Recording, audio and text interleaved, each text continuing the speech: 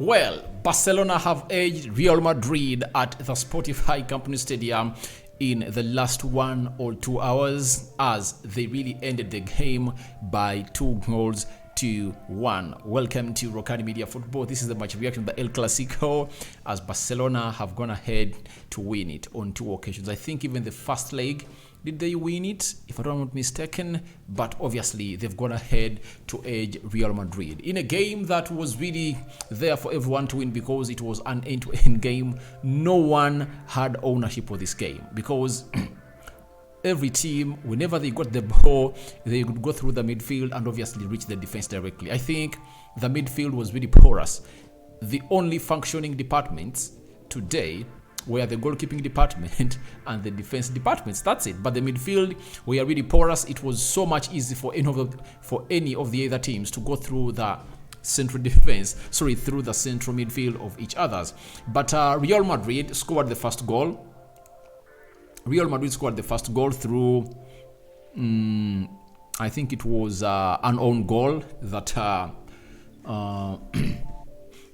that saw Vinicius Jr. chip that ball and really struck the head of Oloho, and then it went in the back of the net. Then towards the end of the first half, Sergio Roberto finds himself in a position of really leveling the game. Real Madrid got one to make it 2-1. It was really cancelled out because of VAR. Marc Asensio was offside, and then in the second added minute of the extra time, towards the end of the game, Frankesi just buried that ball into the back of the net. It was a very good interplay between, I think, Balde and Ansu Fati. Brought in a very good cross and really saw Frankesi capitalize onto the game. And I saw very many people coming out towards the end of the game. This game had no meaning. I told you it had a meaning. Do you know why? If Barcelona had been beaten by Real Madrid, Madrid would have closed in on Barcelona, and Barcelona would have been leading Real Madrid by just 6 points. You get? But right now, as it stands, Barcelona is leading Madrid by 12 points, meaning that the trophy is theirs to win. They are left with 12 games. That means they are only left with 8 wins. If they win 8 games, they take the trophy.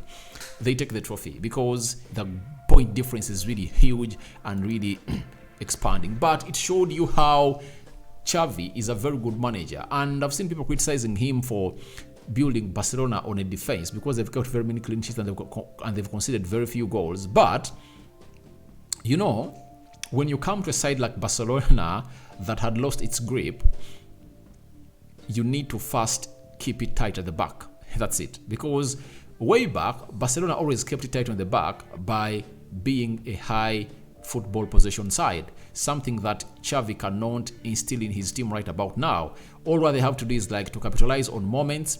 They are having a very transitional front three of Rafinha, Gavi, and Lewandowski. So I think Xavi is getting it right on several occasions, because if at all in his first full season is winning a trophy, a La Liga trophy for Barcelona, I think would have gone ahead to work out wonders, because it has not been an easy season for him. He was knocked out of the Champions League, knocked out of the UEFA Europa League. He won the King's Cup down in Saudi Arabia, and again he won the first leg of the Copa del Rey at Santiago Bernabeu 1-0. They expected to make a return.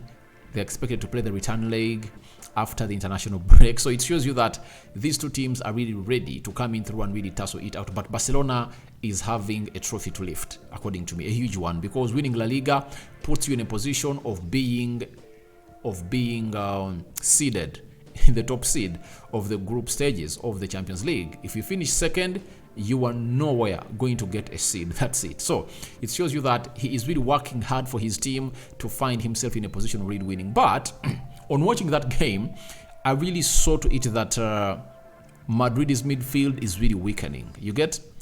If I told you are playing with Toni Kroos, 34 years of age, then Modric, 38 years of age, and Valverde is the only youthful player in there for you, going against Frenkie de Jong, you get in that midfield, it shows you that they need to raise up to the occasion, and they need to work out a lot to really match the levels of Barcelona, because the intensity of Barcelona was really huge. The only old player was Busquets.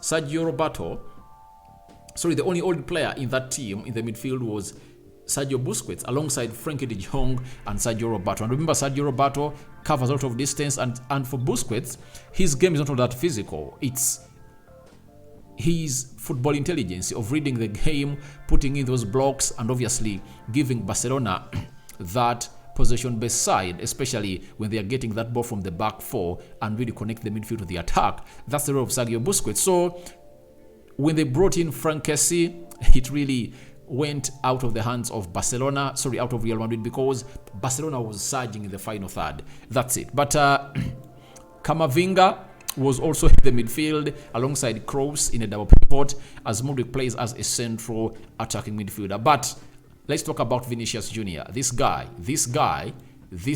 to me is very great. I think he's gone ahead to score his 20th goal of the season. And he's really a great guy. I like him. You know, he has shown us how a player can be transformed into a better player in a space of like one season. I think he has been at Real Madrid for some good seasons, but last season really was the best season he has ever played in the beautiful game of football, and he made his mark there. So he's really one of those players that you would love to see to it that he plays for your team. But Araujo had a very huge job to do, and I think he capitalized onto him a lot and closed him down a lot, because that is the best outing. That is the best opening for a team called Real Madrid. If you close him down, it's like you've closed down the entire team, because that opening is used a lot, because he really has a huge pace onto him. When you look at the game stats, 17 shots by Barcelona, 11 by Real Madrid, 7 shots on target by Barcelona, 3 shots on target by Real Madrid, 54% ball possession by Barcelona and 46% ball possession by Real Madrid, 557 passes completed by Barcelona, 484 passes completed by Real Madrid, 88% passing accuracy by Barcelona, 85% passing accuracy by Real Madrid, 12 fouls by Barcelona, 13 fouls by Real Madrid, 4 yellow cards issued to Barcelona and 3 issued to Real Madrid, 0 red cards to both sides, and then 1 offside to Barcelona, 4 offsides to Real Madrid, including that of what would have been their second goal of the game that Marc Asensio put back into the back of the net. Then 8 corners by Barcelona and 1 corner by Real Madrid. So it shows you that for the corners, Real Madrid really edged them. Amongst most of the things, Barcelona edged Real Madrid, but obviously the result has come out to reflect that altogether. But the game was there for anyone to take. Look at Barcelona, 26 games played, 22 wins, 2 draws, 2 losses, 49 goals scored, 9 conceded, 40 goal difference, 68 points. Comfortably seated at the top of the league. And obviously, Barcelona have found themselves in a position of having a healthy lead ahead of this season or the international break. Real Madrid, 26 games played, 17 wins, 5 draws, 4 losses, 51 goals scored, 21 conceded, 30 goals. That is the goal difference with 56 points, meaning that Barcelona is 12 points ahead of Real Madrid. Atletico Madrid is having 51 points. Real Sociedad, 48. Real Betis, they're having 45. So as it stands, Barcelona are really having a commanding lead ahead of Real Madrid. And I think there is no way they are coming back. Let them just accept that the game has gone in for... this trophy has really gone into a side known as Barcelona.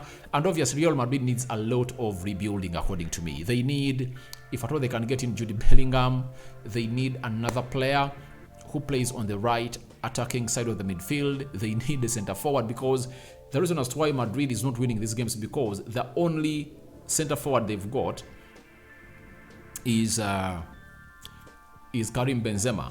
World-class player, but he's not reliable. He's always on and off. Injuries have gone ahead to describe his career at Real Madrid in the past 2-3 years. And his age, 35 years of age, however much he really retired his boots for the national team, that does not give him a guarantee to come in here and redo the needful at Real Madrid. They need another striker to come in through and get those balls in at the back of the net. I think a striker is really one of those that's going to be a marquee signing for Real Madrid. They are in for Jude Bellingham, and let's wait and see how everything is going to pan out for a side known as Real Madrid. But Barcelona have gone ahead to edge them. But remember, Manchester United knocked them out of the UEFA Europa League, and shows you the levels at which these teams are. So your reactions to Barcelona 2, Madrid 1 are welcome in the comment section below. Rokani David remains my name. I sign out for now. See you later.